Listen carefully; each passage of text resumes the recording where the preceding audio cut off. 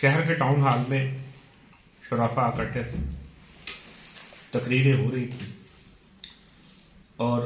شرفاء کا مقررین کی حیثیت سے مطالبہ تھا کہ ان کو باہر نکالو،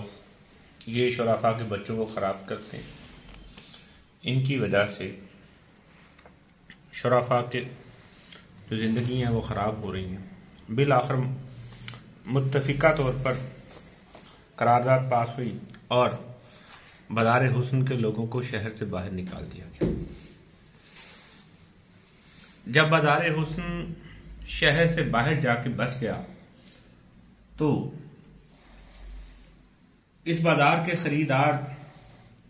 وہاں پہنچنا شروع ہوئے۔ شہر سے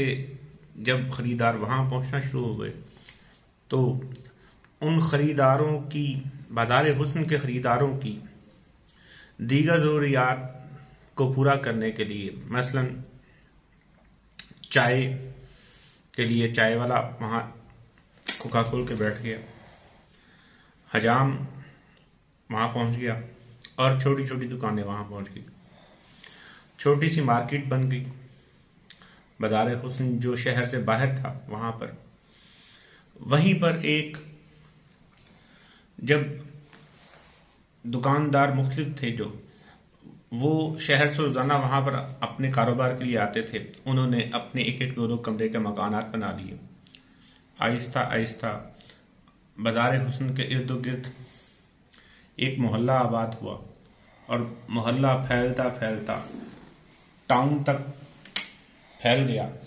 اور اس ٹاؤن میں پھر ایک ٹاؤن ہال بنا جہاں پہ شرفاء اکٹھے ہوئے اور تقریریں کرنے لگے، ان کو باہر نکالو،